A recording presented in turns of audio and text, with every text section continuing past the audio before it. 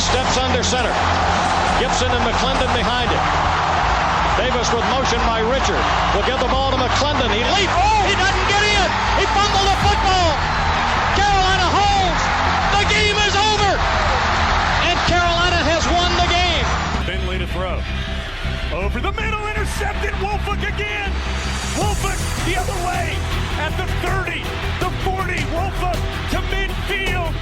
Miles Wolford with the pick. The Heels on the doorstep of an enormous victory. Left side of the line. Hood standing to Williams' right. Williams gonna throw. One-on-one. Davis has it. Touchdown! Carolina wins! Carolina is the Coastal Division champion! Bernard fields it at the 26. Heading to the far side. Gio at the 35. Gio is at the 50. No, he's not. Yes, he is. Gio is going to take it for a touchdown. Are you kidding me? Connor Barth for the possible win. Snap, spot, kick away, high enough, long enough. It's good! It's good! Carolina has won the game on a 42-yard field goal by freshman Connor Barth. Good gosh, dirty. This is the Heel Tough Blog Podcast. Hey guys, and welcome to another edition of the Heel Tough Blog Podcast. We are here, finally. It is the start of Tar Heel Football Fall Camp 2021. This is the month that prefaces what is going to be one of the most hyped seasons in Carolina football history. And we're going to, the day we're posting this, I am going to try to post it on the 3rd, so it will be exactly a month away from the start of Tar Heel football in the 2021 season. That will mean, of course, that the Tar Heels will be just a month out from traveling up to Blacksburg to take on the Virginia Tech Hokies. And camp starts on August 5th. The guys arrive on August 4th.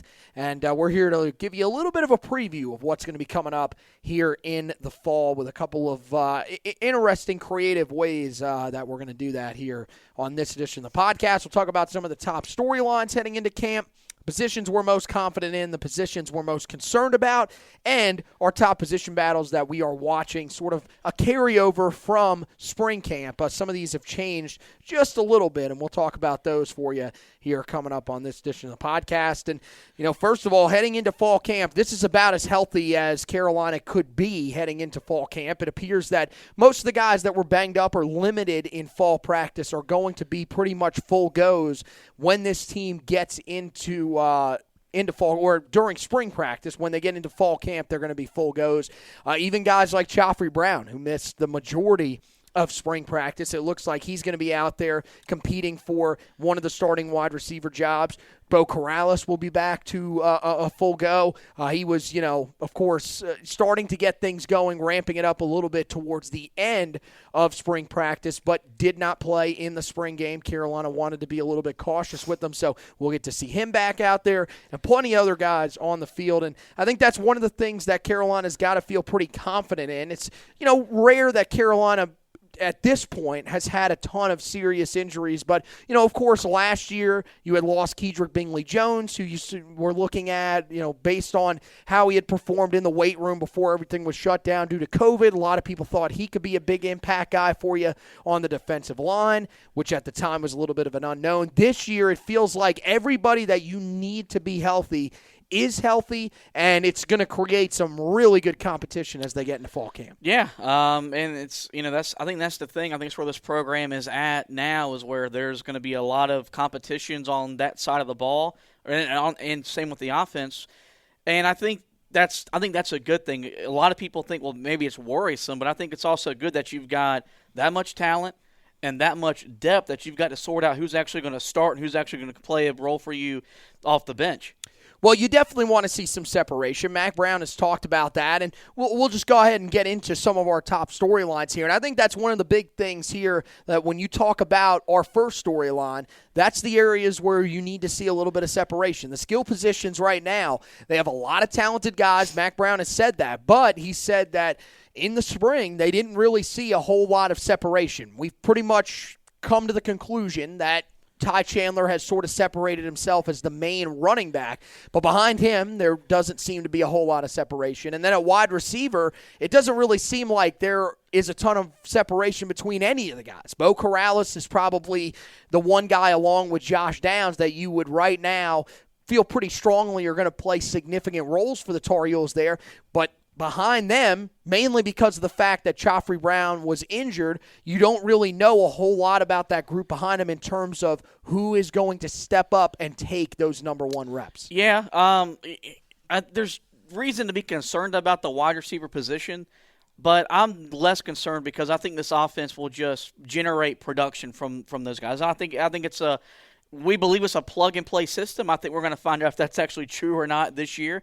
If you can just plug guys in and you can get the same amount of production. Remember, that's what it's been like at a lot of these air raid offenses. Carolina's not an air raid offense, but they can. Air raid elements of their offense. Like Baylor, Yep. Ole Miss, all those schools, they just put the next guy in. They put guys in the NFL. Carolina, this is the first time we're having to do that under the Phil Longo experiment. So, I think you want separation, but I think the depth will allow there's going to be the same amount of production. It's just going to come from more guys. Well, yeah, I mean, you want separation. You want guys that sort of step up and clearly establish themselves as, the leaders and the guys that can take on more reps than maybe another guy. It's just convenient because you don't want to have to rotate guys back and forth all the time, wonder if you're making the right decisions, everything like that. But, at the same time, it's good to see that Carolina has competitive depth on this team. It's not to the point where if you lose a guy at one of these positions, you're in such dire straits that the production is going to drop off that much. That's what I think is really good. But, yeah, you do want to see a guy step up, like maybe Joffrey Brown, sort of separate himself, earn that starting role, and then kind of let the rotational options behind him work it out. Same thing, could be Emery Simmons there. I think that's one of those battles that most people probably won't talk about. I personally don't have that on my top position battles, but I definitely think that's one where you're going to see those guys go back and forth. And then you'll have some of the younger guys that could work their way into that conversation as well. Running back, I don't know. I think that's the one where you want to see a little bit more separation because it's not as easy to rotate the running backs like it is the wide receivers.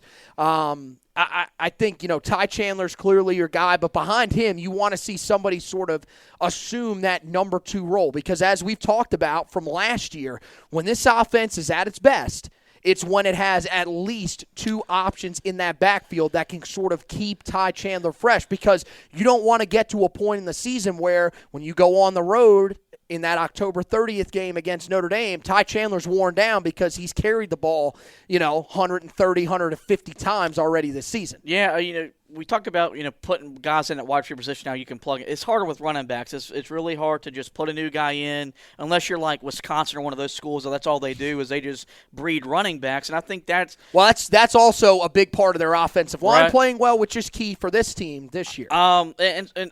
I think I'm really worried about that as well. I think you've got your guy in Ty Chandler, proven SEC running back. He'll be able to transition nicely. It's those guys behind you that right now they haven't really proven it on the field. They've had some moments against like Western Carolina, and you saw some moments against Texas A&M. But I've been on the record saying that I think the guy that's really going to take that next step his name it'll grow as over the season in Caleb Hood. So maybe by that time when you go to Notre Dame, he'll be ready to go. But, I do think that this is a run-first offense. If they can't run the football with all the questions at the passing game as well, it's going to be a lot harder for this team to win. One of the other headlines is what is this defense and what can they do as they get into fall camp. We heard a lot during the spring that this defense played really well. There were times where they were ahead of the offense.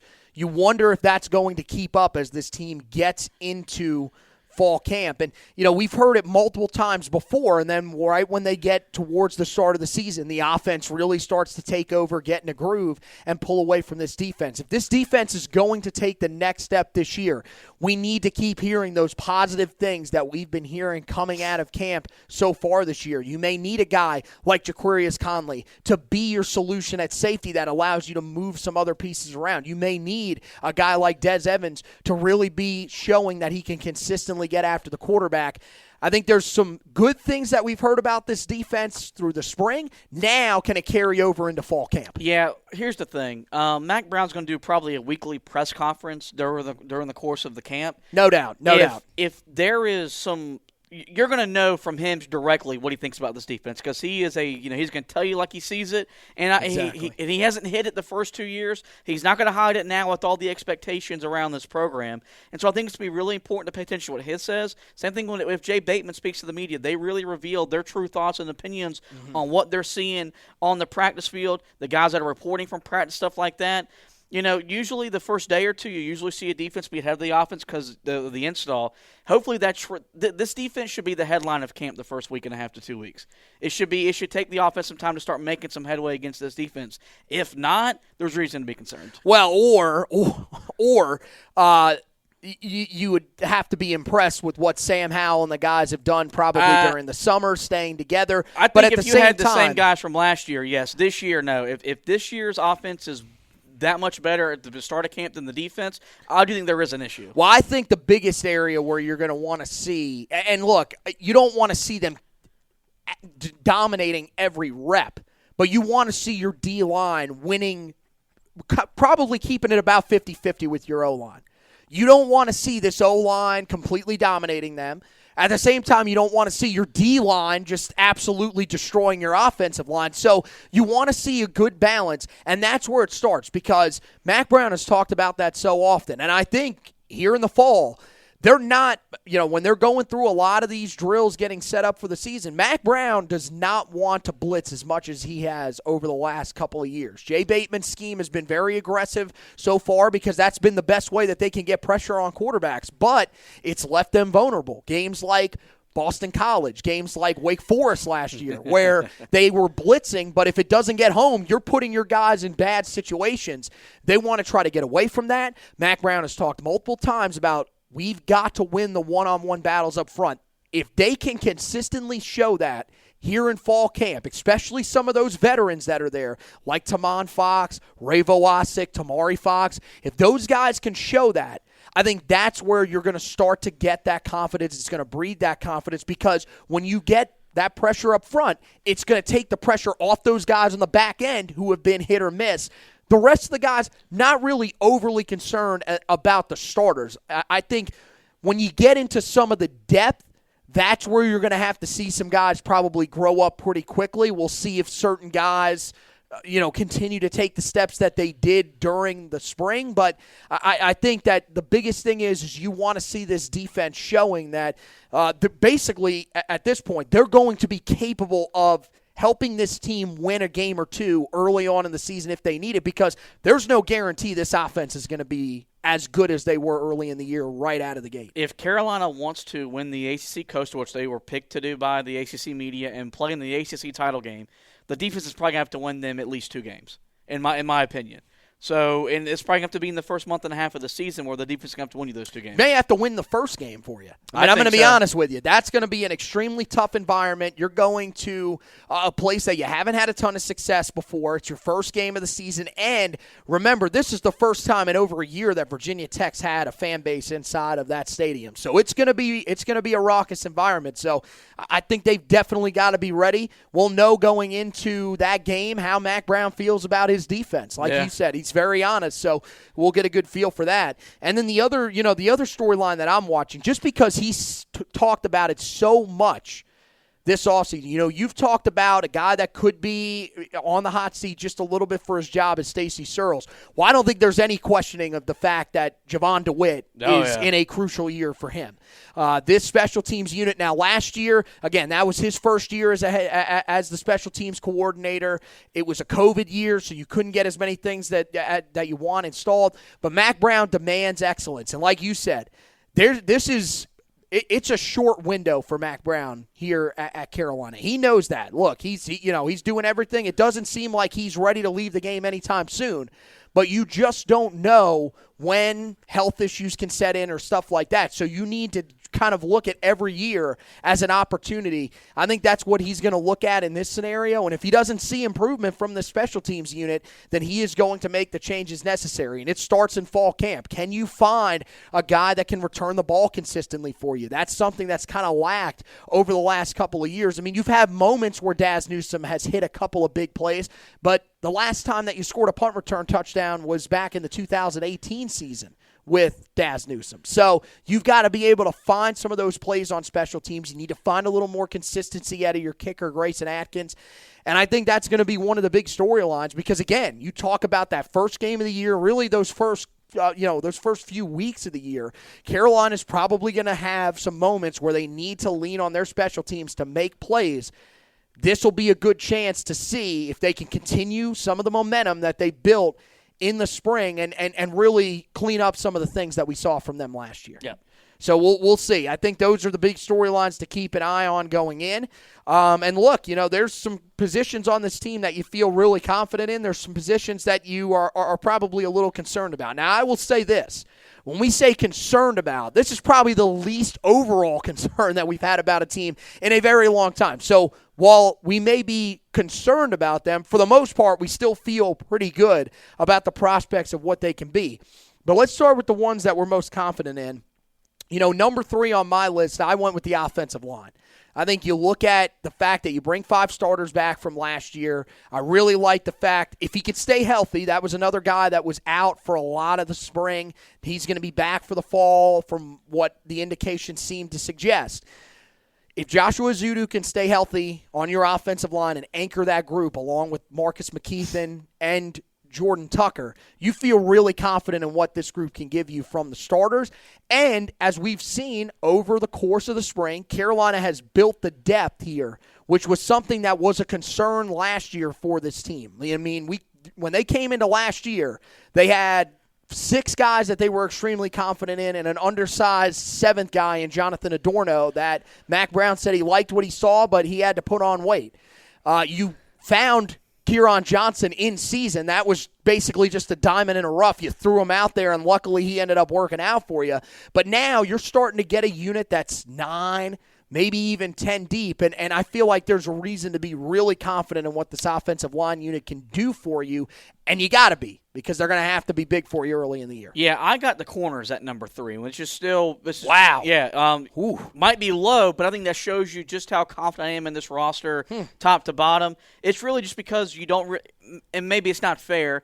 You're worried about maybe the health of Storm Duck. If Storm Duck was 100% healthy, no, that's fair, man. Seriously, he came back. He was barely in spring camp and ended up tweaking his leg, and then we never saw him again. Exactly. So it's legitimate. The good thing is that as we went into really detail when we previewed that position a few weeks ago, there's a lot of talent and a lot of depth. But I got the number 3 just because of the question mark about Storm Duck. Yeah, I got quarterbacks at number 2. Sam Howell, look, self-explanatory, Heisman Trophy, one of the Heisman Trophy favorites, arguably one of the best quarterbacks in ACC history, easily the best quarterback in Carolina history. You feel very confident with what he's going to give you. Even, the fact that Carolina comes out ranked inside the preseason top 10. He's a guy that you feel can handle all those preseason accolades. It seems like he's pretty focused and he's ready to go. I think you look at the backup quarterbacks, and this room is about as strong. The fact that you can now legitimately debate them and Clemson in terms of who has the best quarterback room, I think is really telling about how deep this unit is. You got a great quarterback battle that's going to be going on for backup quarterback between Drake May, who I think a lot of people want to be the guy because of what they saw from him in flashes in the spring game. But you've also got Jacoby Criswell, who you can't count out. He's got experience in the system. He's a guy that the system seems to fit better than maybe even Drake May. So both of those guys, I think, have what it takes to, if they are needed to go into a game, they could thrive out there, especially Criswell being in the system for a year. And then, I mean, you even get deeper into Jefferson Boaz, where if enough things went wrong and he had to go out there for you, that's a guy that, I'm going to be honest with you. I've seen Jefferson Boaz play, and I've seen Nathan Elliott play. I think both of them were probably on the same skill level. And, I mean, I'm not even really joking. Like, Jefferson Boaz is a much better quarterback than people probably give him credit for.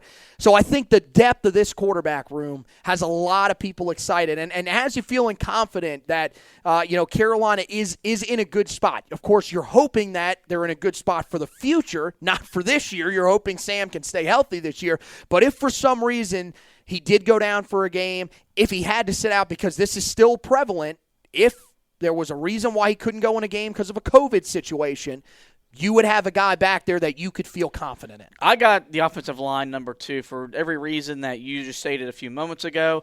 And the big thing about it is this. If this offense is going to be productive to start the season off at Virginia Tech, it's going to be because this offensive line is ready for it, as I went into detail when we previewed this position group as well. I do believe Stacey Searles' job is on the line, whether that's been directly stated or not. This is a proven year for him. I feel like that's been directly stated here. Yeah, I do feel like this is a proven year for him, or he'll get shown the door, because you've developed the depth. You've got a good bit of talent on this offensive line group as well. They need to be able to get the same push up front they got last year and be able to give Sam some time to throw the ball, to let those deep routes develop. But I got them number 2 with all the returning 5 starters and the depth they created last season. Number 1's got to be the corners for me. I mean, you look at Tony Grimes, who is an all-ACC preseason first-team nominee. He's a guy that, honestly, I think at this point has a chance to be first-team All-American at the end of the season if he performs up to the level that we think he can perform. Storm Duck, if he's healthy, probably your number 2 guy on the outside. What he did his freshman season was tremendous. I mean, he was the guy that, he came in even earlier than Tony Grimes had to come in and stepped up and played. I don't know about as well. I think Tony Grimes' skill set is probably a little bit more heightened than him, especially when it comes to fitting that press man type of cover corner. But definitely a guy that I think if he's there, that gives you one of, if not the best corner tandem in the ACC. Talk about Kyler McMichael, a guy who started 8 of the 9 games that he played in a year ago. Extremely experienced guy, and one of those guys that, if he's your rotational guy, you are really feeling confident about this cornerback room. And then, we talked about it when we broke down the defensive backs and talked about those corners. You're talking about DeAndre Hollins, who's been in the system for years now. Carolina's had to throw him out there in tough situations, and he's done the best, that he could with the situation. And year in and year out, when he's thrown out in those situations, gets better in all of those situations. And then even deeper into it with Obi Egbuna, a young, talented freshman in Dante Balfour, who the staff, went out late in this last recruiting class and really made an effort to go get. So there's so much talent in this cornerback room that you have to feel confident with the group that's out there. And at this point, you're talking about if you got down to DeAndre Hollins and you needed him to start a game out there for you, you'd feel more confident in him than some of the corners that you had just a couple of years ago to go out there and start week in and week out. For number 1 for me, it's quarterback, because you've got the best quarterback, we believe, in the conference, let alone in the country. And I've stated before that I thought they had the best quarterback room in college football. With the Ohio State commit reclassifying for this year's class, I maybe have to walk that statement back and give the nod to Ohio State. But nonetheless, they've got a premier quarterback room in college football. You've got a quarterback that you flipped the commitment from Alabama to your school in Drake May. You've got Jacoby Criswell. That backup quarterback battle is going to be really exciting to watch, see how that thing plays out. Mm-hmm. But you've got Slinging Sammy back, a guy that got every preseason accolade he could get. He's a Heisman hopeful. He's going to be a first-round pick in next year's NFL draft, if not the number 1 overall pick.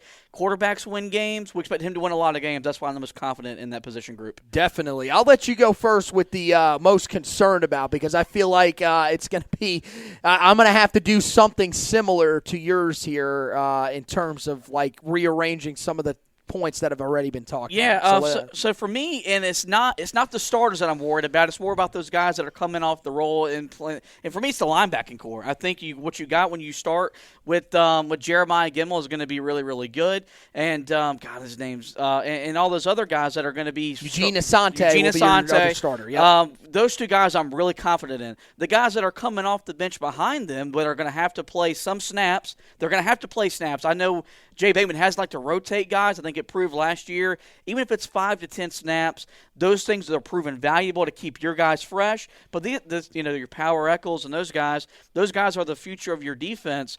I'm more worried about how do they adjust to the scheme, because this scheme is complex and stuff like that, and you don't have a month to kind of ease it into it. A lot of Power 5 schools, unless you're like Alabama or Clemson, you have a whole month of non-conference games that you can really, what's the word I'm looking for here? Experiment with some of those guys. You don't have that. You start the season at Virginia Tech. Your second home game is an ACC game. You don't have the luxury of doing that. So it's more about the depth of those guys. But I do think the guys that are starting are good. But I got the linebackers at 3. Yeah, number 3, I got the safety group. I think you look at the guys that are there, and look, there's a lot of talent there. It's just about consistency. And that's the thing that I think, that's the reason they're on here. And I think that a big reason why they're 3, though, because you've got the talent there. You've got guys that can do the job. It's just about doing it down in, down out. And I think, from hearing what Mack Brown said, there are some guys that he's looking towards to be able to do that. I think Trey Morrison, regardless, is going to play a big role. He was an all-ACC honorable mention last year. A solid player. I don't think he's a generational talent or anything back there, but I think he's definitely a guy that you can feel confident in leading that group. It's really the guys outside of him that you're sort of questioning there. Cameron Kelly, definitely a guy that was hit and miss a year ago. The big thing for him, though, is he can help you a lot in the run game. Mm-hmm. That was the one area where he never really disappeared, which is the difference between him and Don Chapman. One of the main reasons why Don Chapman has been moved to nickel this year and is rotating out of there more often than not. I mean, they've put him a little bit at safety, but for the most part, he's been taking a lot of his snaps in the spring at the nickel. And I think that, with Cameron Kelly, that's a guy that Mack Brown has talked about, seems to feel pretty confident in that he can step up. But look, there's a reason why Ja'Qurious Conley has been taking snaps back there. Clearly they think that he can help them back there. He would make that back end a lot better. So I think right now, I think you're concerned about the fact that guys just really don't know where exactly they're going to play. You don't really know who that guy is beside Trey Morrison.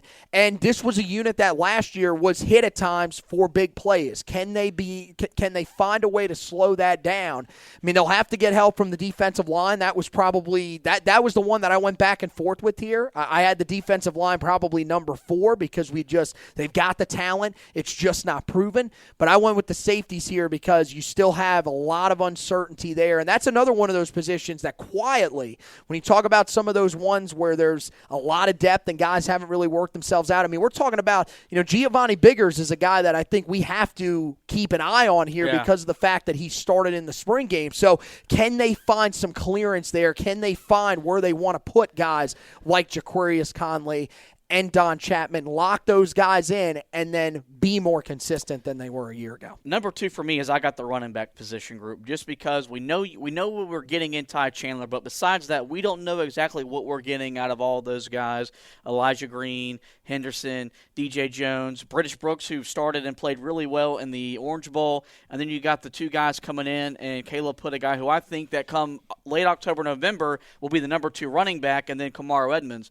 And I just think, and I've harped on this for 3 years now, it's a run-first offense with 2 running backs. We used 3 in 2019, and that was proven effective. We don't know who that number 2 is right now. Hopefully we'll know after the next week and a half or so. I think there's a lot of talent, and there's a lot of potential. We just haven't seen it translate onto the football field. That's why I got the running back group number 2. Yeah, I got the linebackers. You talked about it. I think it's one that not a lot of people really are focused on here in terms of what they're concerned about, because they feel that you've got Jeremiah Gemmel. I've said it myself, and I truly believe it. I think that Eugene Asante is honestly an upgrade in terms of what he brings to the table over Chad Surratt. You got to remember with Surratt, and this is not a knock on him, a lot of what he did was purely instinctual football, which is also pretty remarkable how freaking good he was. Whereas, now, Jay Bateman has a guy who's been playing linebacker, has grown up knowing that position, knowing the ins and outs of it. And you just saw in that Orange Bowl against A&M, and A&M's got is there a flashy offense? No. But they could run the ball well. They could pass the ball well with their tight ends. And he was a star. Well, here's the other thing. He covers a lot more space a lot more quickly than what you saw from Chad Surratt.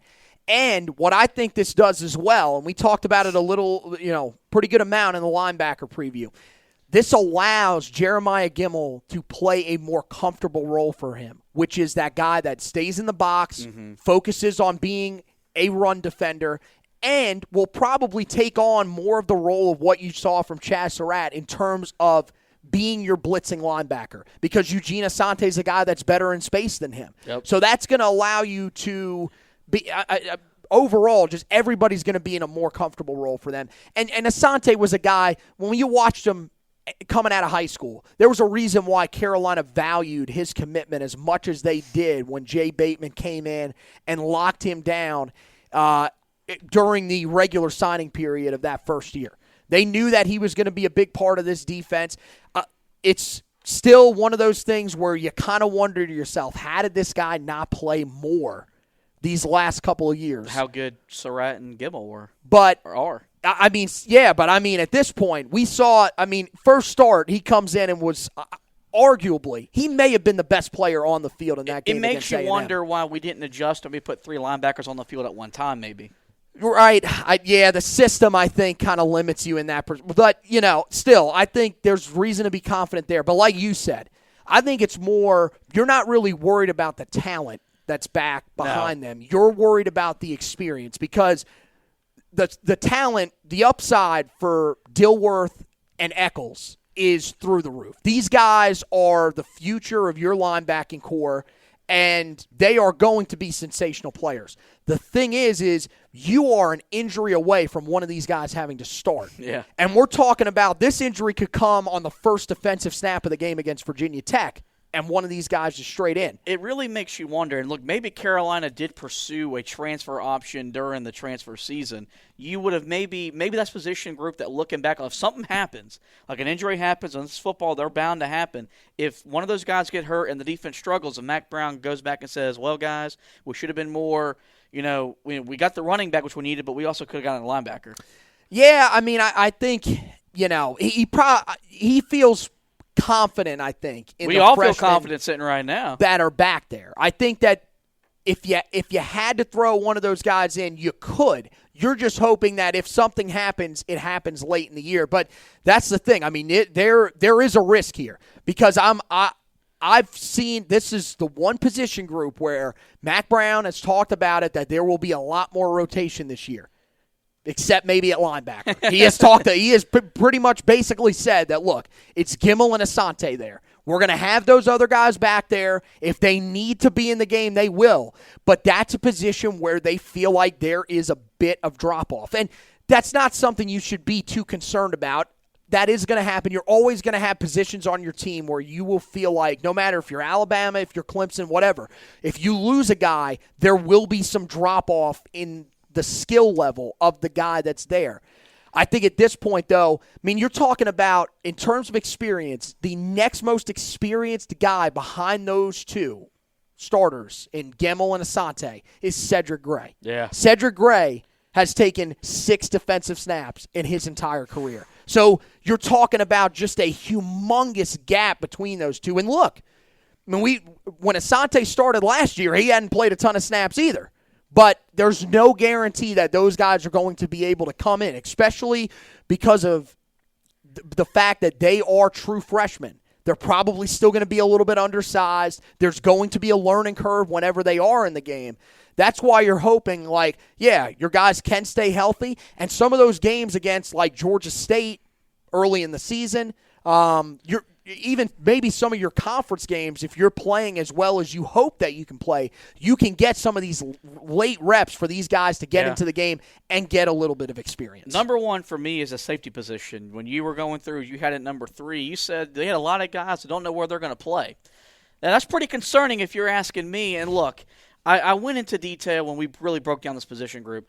I think this defense needs a game-changing safety, and I don't know if it's on that roster. I think you had the potential with certain guys, like Trey Morrison last year at Boston College made some game-changing plays. I do think Jaquarius Conley can make some game-changing plays. You're moving Don Chapman to the nickel, which I think is going to benefit both him, which, of course, will benefit this defense as a whole. But, you know, there's a lot of unknown in that backfield, and I think that's just now. And I think you've brought up a great point. What makes the secondary look great is a great defensive line. If Carolina can get constant pressure without having to blitz, it'll make this safety group look a little bit better. Where they're not having to, they're not putting hit and miss situations because they're going to hit.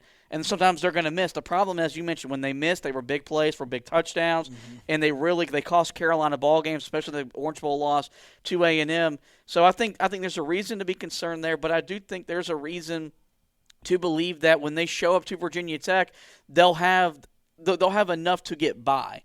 And I think that's what you're looking for, because I don't think the guy that I'm looking for, which is a game-changing player, is on this roster. See, I think that the talent depth is there. The problem is that you've got to find those consistent guys that you can count on play in and play out. That's where they're lacking right now. That's why I'm not as concerned about them as I am about the linebackers. The thing about Giovanni Biggers is that's the bright side to him. Is he limited in certain aspects? Sure. Right. But you understand that he's going to give you a consistent effort every time he's on the field. See, I think the thing that you got to realize with the safeties this year is there is probably going to be a lot of rotation back there. You're not going to have guys that are – you're not going to find that guy that's going to be playing 70, 80 snaps for you. Maybe you do. Maybe that guy eventually pops up. But it feels like right now, because of the lack of consistency from those guys, there are going to be times where you're going to have a great week from Cameron Kelly. The next week he's going to struggle. You'll put in a guy like Giovanni Biggers. He'll have a great week, then he'll struggle. So I think that's you're going to have a bunch of guys that are just kind of ready to go, and you'll just figure it out from there. But I think, like you said, you're looking for that defensive playmaker. I think it's Conley. I think that's your clear guy that you're looking at. It's just a matter of if you put him at safety, is that what is best for your secondary? This is what Carolina has to do. You've got to look at your secondary. It's basically a 5-man starting group if you count that nickel position. Which of these positions, these combinations back there, give you the best chance to win? If you move Conley back to safety, well, he might be great. But if you're watching Don Chapman in the nickel and he's getting you killed, well, we might be better off just putting Jaquarius Conley back at nickel and having Cameron Kelly out there at safety. I think ultimately that's probably what's going to happen. I think that Jaquarius Conley will probably stay in the nickel, and I think that you'll see, at least early on in the season, Cameron Kelly's going to be the guy that's going to get the chance there. But it's about how consistent can those guys be week in and week out. If you can get those consistent guys, and like you said, I mean, look, no safety is going to hit on every play. It does not happen. There are times you're going to get beat. But there were times last year where it was over and over again at certain points, especially in key games, where you were just kind of looking to the heavens trying to find some sort of solution. So that's what you've got to avoid this year. My number one concern is running back here. I think it's mainly because, like we talked about, right now you've got Ty Chandler, but that's pretty much the only proven quantity that you have back there, and there hasn't really been a whole lot of separation. My concern with this group right now is that Ty Chandler's seen as that number one guy. They're going to use him a lot early on in the season, and he's going to get worn down, and right now, I just don't know if there's those guys that can step up behind him. We really need to see some guys here in fall camp step up into those number 2 and maybe even number 3 roles. Look, I think there's guys that are more than capable back there. I mean, we've talked about DJ Jones. The biggest thing for DJ Jones is, can you stay healthy? Yeah. But as you said, his best game came against Western Carolina. We haven't seen these guys play big opponents. So can these other guys find ways to prove themselves? Josh Henderson, he hasn't taken many significant reps. The fact that he didn't start the Orange Bowl game over British Brooks is something that was noteworthy. Can you find these guys that sort of separate themselves? I think the guy that you talked about, Caleb Hood, has a really good chance because he came in early, because of the running style that he has. I think that lends well to him. I really wish that Kamaro Edmonds would have came in early because I feel like he would have been a great fit in this backfield this year. He has some similar running elements to Javonte Williams. Not quite as strong of a runner as Javonte was, but a guy that can run inside the tackles. That's the main thing that you've got to find. You've got Ty Chandler who can get to the edge and do things in space. Mac Brown's talked about his speed. He can run with a little bit of physicality. So could Michael Carter. Yeah. You need that guy that can run in between the tackles and help you out. And right now, I just don't know if you have that guy. That's the only reason that I'm concerned there. But I think all these positions, this is the thing. In years past, there were certain positions that we would come on here and tell you, well, let's be honest, they're really not going to be that good. Let's see if other positions can pick them up. These positions, we're talking about the fact that there are guys that have a chance to be good there. It's just a matter of can they handle what type of role they may be thrust into if they're thrust into that role. Yep. So we go on top position battles. We do these pretty often when it comes to going into some of these camps. I think some of these have definitely changed. I think that they're, starting running back was one. I feel like at this point that's off my list because I feel like you've got Ty Chandler. I think, the backup running back position will be an interesting battle, but I don't know if it's quite up to the same level as some of these other ones that we've got on this list. So I'll go first. Number 3 on my list, I have the backup quarterback position. I think that's one that, with the fact that we're starting to see some of these COVID issues pop up again with the Delta variant, everything like that, there is a chance that you could once again get into a situation where you may need your backup quarterback. And look, the other thing is that Sam Howell's had a lot of really good luck with injuries so far. We're thinking that, he's a guy that is built to pretty much handle some of those hits that he takes. He looks like a durable guy, but you always want to be ready to go. And this also sets the table for what happens going into next year when you need to replace him as your starting quarterback. You got Drake May, who's coming off a great finish to spring camp. But, there were some moments where we heard from some of the earlier scrimmages before the nationally televised scrimmage in the spring game that Jacoby Criswell played well. So it feels like heading in, this is a pretty even battle. And I think another element to this is that most people believe that if Criswell loses the battle, he will end up transferring. Yep. So I think there's a lot of different elements in play here. That's one of the reasons why it's so interesting to me, and I've got a number 3 on my list. I actually got the wide receiver opposite Bo Corrales. So I think Bo Corrales is going to start. Josh Downs is going to start in the slot. Who's that other guy that's going to start for you on the perimeter? Is it going to be Joffrey Brown, who I think we internally believe that'll be the guy? Is it Emery Simmons? Does he take the next step that I think he can because I've listed him as a breakout player for the last 2 years? Is it a guy like he's going to be on there for a third year, guys. He's going to be there until he ultimately number leaves. 1 on the list, Emery Simmons. Is it Antone Green, a guy who brings some some experience to the group? He's been around the program a long time, just hasn't been able to stay healthy because I think this offense, I think Bo Corrales has a lot of value in the red zone. I don't think from the 20 to 20 he's going to be he's a big part of what you do. But when you get inside the 20, he's a big part of what you are. Big third down guy too. Trusted, reliable hands. And then you got Josh Downs, a guy that you just saw. You saw in the Orange Bowl last year. Look, he's a star waiting to happen. You've got Sam Howell throwing the football. He's going to make big plays. You've got to have another guy that this offense can trust. And so I'm interested to see who that guy's going to turn out to be. Yeah, I definitely. That's a good battle.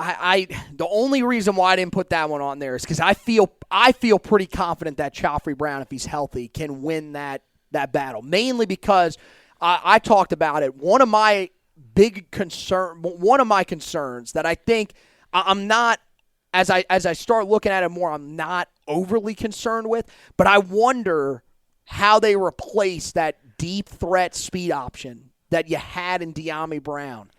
And I think Joffrey, with what we've heard about his track speed, He's a guy that, honestly, he has almost the same exact issues that Diami had at the time with some of the drops, everything like that. But he feels like, we've seen him with the ball in his hands. He can make plays. He's a guy that I feel like if he is fully healthy, no slight to Emery Simmons. And I think there's a spot for Emery Simmons still. There's going to be a lot of rotation at wide receiver because you're going to want to keep these guys as fresh as possible.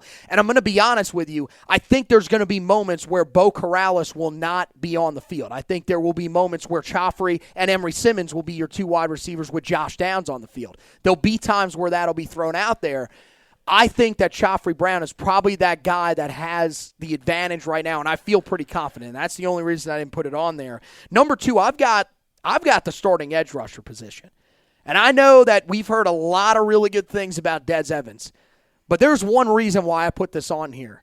There's a guy in Kamen Rucker that ain't going nowhere, man. That guy, you talk about a guy that comes out and is overachieved. I mean, came in as a true freshman. First of all, undersized to play interior defensive line, to play that 4-eye technique that he played last year, and still thrived. And when I was at ACC Media Days, I asked about guys that could win those one-on-one battles to Jeremiah Gimmel. He told me Des Evans is one of those guys. But one guy that he talked about and focused on for probably about a minute was Kamen Rucker and how he's a guy that can be used in so many different places and has one of the best work ethics on the team.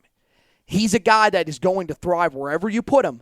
So I really think, I know that you've got the established guy in Timon Fox. I don't think he's going anywhere. Then you've got Des Evans, but don't sleep on Kamen Rucker to push him to potentially be the starter. I think that's definitely a position we're going to see a lot of rotation at. But Kamen Rucker is going to fight for that starting job. Yeah, I do think Des Evans will ultimately in that position because he's put on that weight, and that was the only thing we were worried about him last year because you could see the physical ability for him to make plays on the field. Number 2 for me is I pretty much wrote down who's going to be your starting safety tandem. I got S1 and S2 written down just because, as we just talked about, we got a lot of guys who don't know where they're going to be. Ultimately, I do think it's going to end up with Conley and probably I think Giovanni Biggers will start the season. I think because he's – Wow, you think Trey Morrison isn't going to be a starter? I think he'll start at nickel to start the season. Interesting. That's interesting because I know he's played there before, but we have not heard anything about him playing in the nickel. I think to start in the fall, or in the spring. Excuse me. I think it's because maybe that might be your safest bet when you go to Virginia Tech. And look, when you go there, I don't care if they don't got to play well. They just got to win that game because they don't go there and win. I don't care if the game is 3-2 or if it's 2-0. You want to go there with the safest bet on your defense because the big thing about when you've gone there is you've lost those games with really because your defense hasn't made plays a time or two. Right. I don't think that's going to be the starting defense for the whole season. But I think when they go to Virginia Tech, that's what it's going to look like because I think that's going to be position group where Jay Bateman's not going to play around. You don't produce, you don't play. Yeah, I mean, and that's his position group, too. Yeah. He coaches them, so he's not going to be afraid to rotate those guys in and out, especially if that is what is holding his defense back. That's a great point because another thing about those first games of the season, it's really more about who makes the fewest mistakes. Because a lot of those first games of the year are very ugly. They do not resemble what your team is going to be in the long run. Everybody is still trying to get settled in. First game jitters. And, yeah, there are going to be mistakes made in that game. I'm here to tell you. We haven't started previewing that game yet. That is going to be one of the ugliest games for a good Carolina team in a long time. It is not going to be pretty at all because the environment there is going to be unbelievable. And it's a place where Carolina, frankly, is not good. I mean, honestly, they've got that game and then later on in the year against Notre Dame are places that they just don't win at. They don't get it done there. So we'll see. I think Carolina has a great chance going in. But, yeah, safety is that's the spot I have on here. I think, when you talk about the position battle aspect of it, there are a lot of different guys that could factor in here. And I think it's going to be one that could go down to the start of the season, probably into the season, because I think that this is the problem with this group. There is there is the talent there, and that's what's so frustrating about it. You know that guys have the talent. You've seen it before. You've seen it at other positions. You've seen it from them in high school, but it just hasn't translated to be that guy that can lock up the spot and play consistent football week in and week out. Can you finally find that guy before the start of the season? You'll have a bunch of different options back there, like you said. You'll have Conley who's playing back there, Trey Morrison, Cameron Kelly will be back there as well. And then you'll have, a couple other guys like Giovanni Biggers and Don Chapman who could factor in. Ultimately, I think Don Chapman will be a nickel guy. I really think they're going to make that move. I don't really think we're even going to see him that much at safety probably in the fall.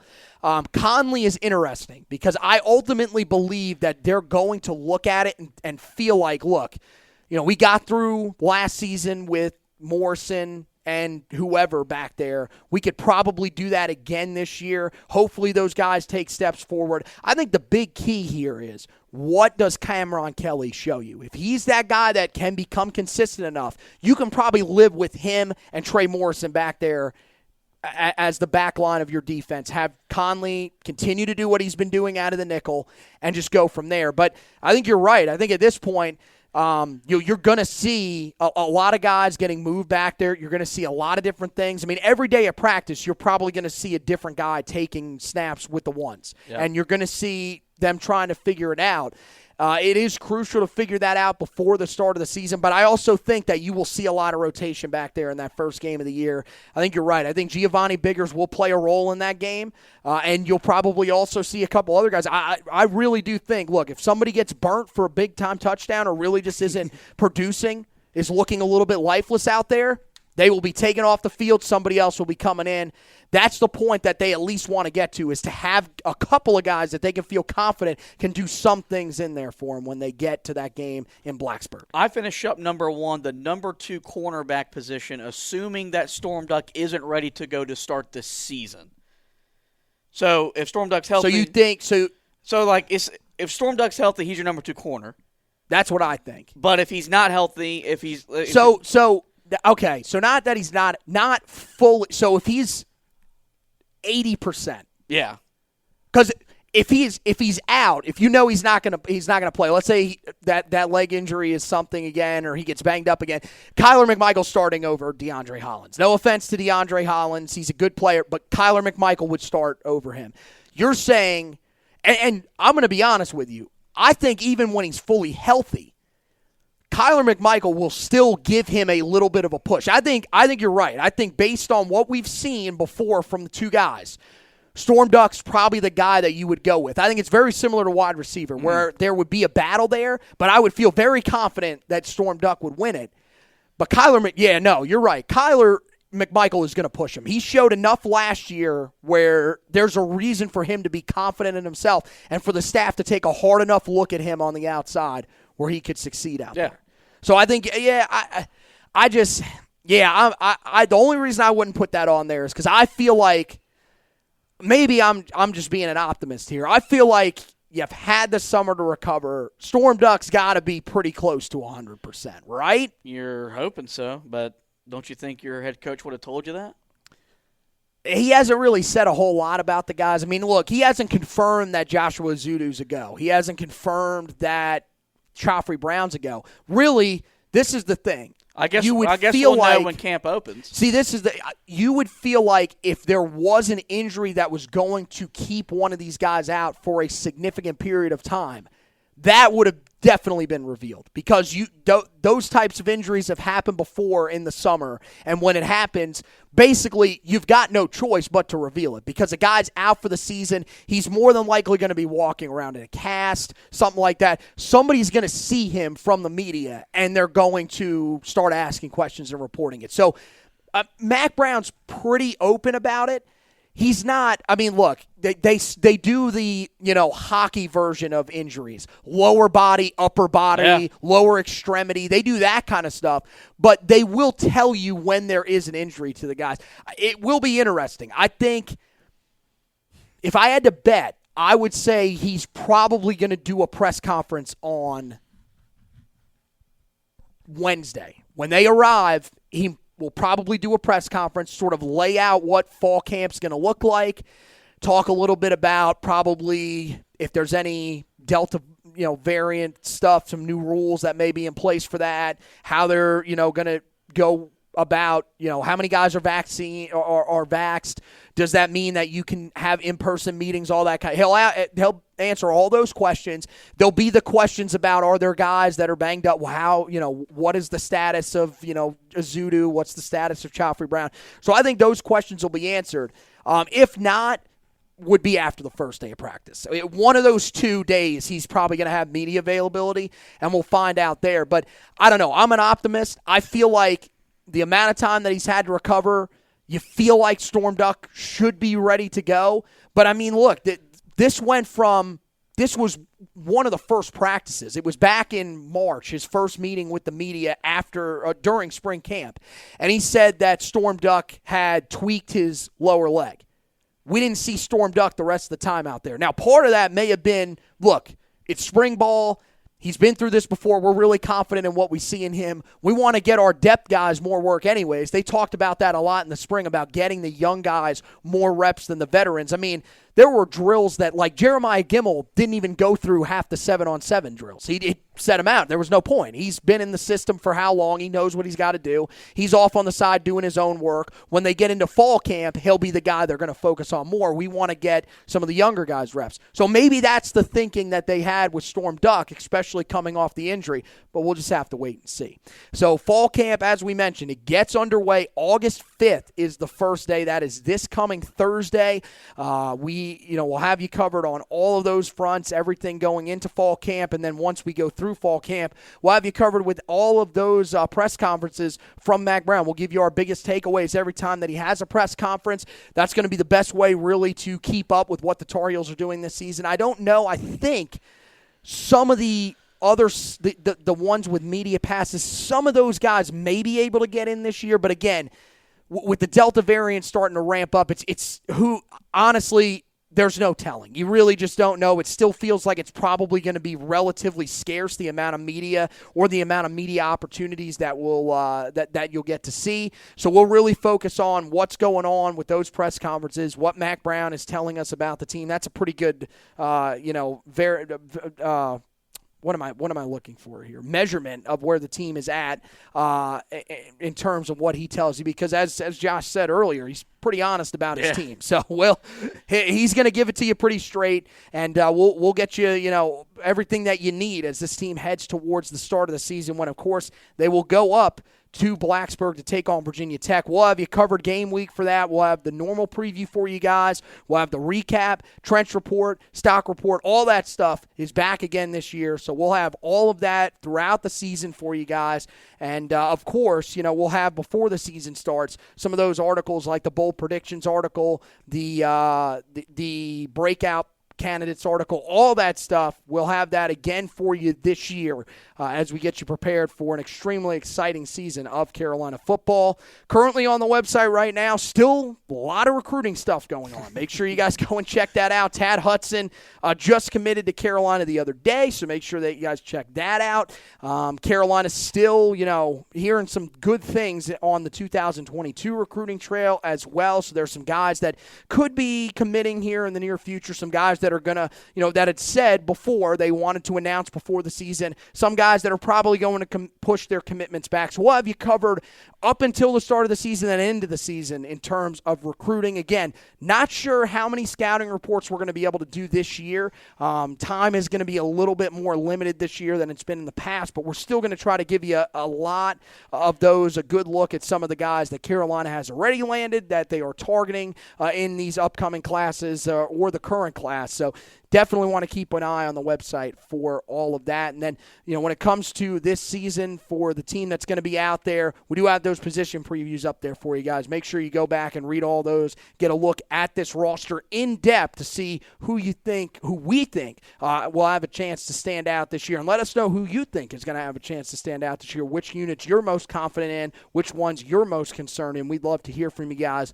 on that. Best way to do that is on the social media feeds, whether it's Facebook. Make sure if you go to the Facebook page, you like and follow the Facebook page. When you do that, You get all of that stuff on your timeline. So that means all the articles, all the video editions of the podcast, all the audio editions of the podcast, if you like those, and plenty of other stuff throughout the season. So make sure that you guys are following, liking and following that page. Also, head over to Twitter.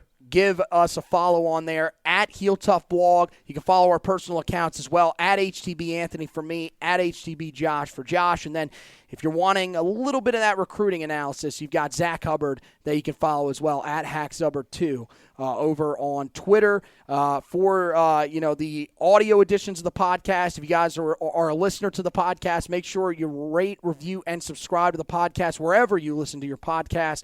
We're on all of the major platforms, including Google Podcasts, Apple Podcasts, Spotify, all those major ones. You can check us out. Make sure that you are subscribed, though, so that when a new edition comes out, it goes right into your podcast library. It'll be ready for you guys to play, and you can listen to those immediately. So many great editions of the podcast that we've done here recently.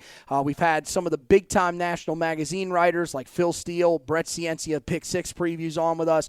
We have plenty of other stuff that we'll be doing as we lead up to the season.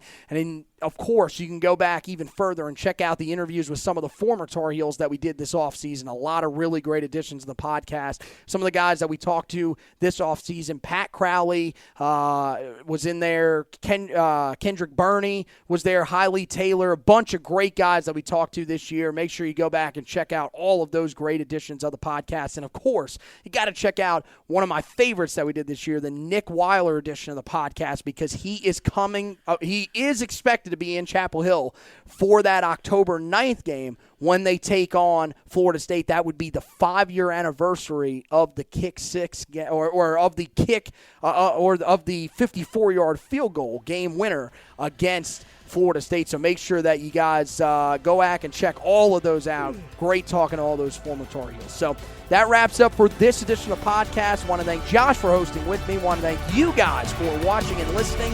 And as always, go Tar Heels.